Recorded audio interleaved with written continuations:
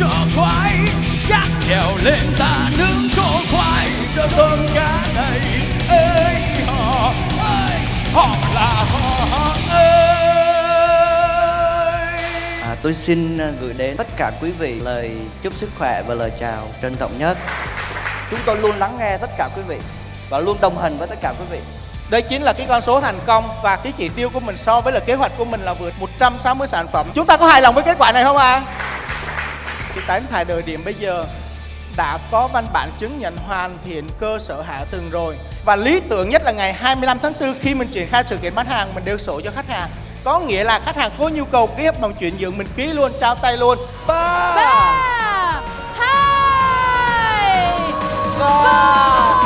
Xin được mời tổng tư lệnh Trương Mỹ Anh sẽ cùng mở các bạn hôm nay. Wow! Rất xin mời, xin chúc mừng. Và thưa quý vị, đó chính là chúc mừng The Sun City top 10 dự án đô thị và nhà ở tiềm năng 2021.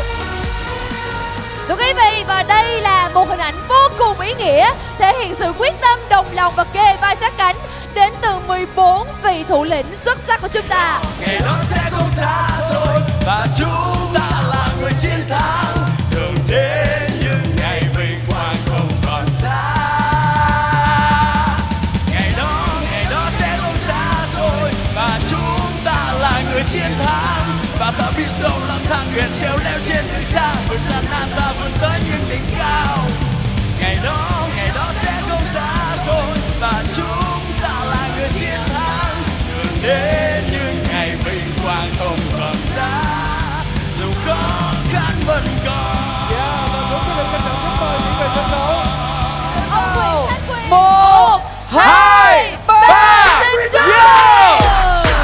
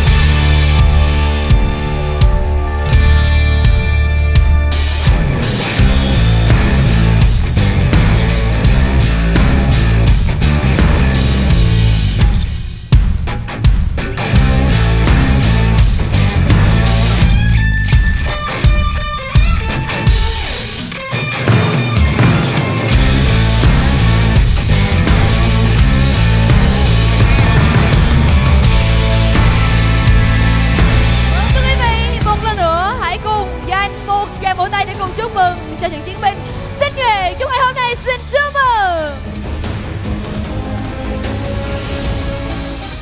Nào quý vị ơi, chúng ta hãy cùng nhau hướng mắt về sân khấu và chúc mừng cho 12 chiến binh đầu tiên. Với giải thưởng là 100 USD và cùng chúc mừng cho 10 vị chủ nhân của 10 phong bao lì xì. Xin chúc mừng. Thưa quý vị, hãy cùng chúc mừng cho 10 chiến binh của chúng ta bằng một tràng vỗ tay thật nồng nhiệt. Xin chúc mừng. Hãy cùng chúc mừng cho những chiến binh với giải thưởng iPhone 12 bằng một tràng vỗ tay thật nồng nhiệt. Xin chúc mừng. Trị giá 2.000 USD.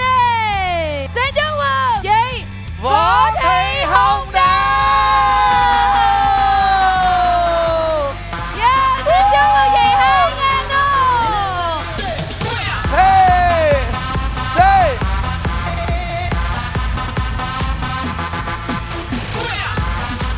Đúng quý vị, 2.000 đô. Xin chúc mừng.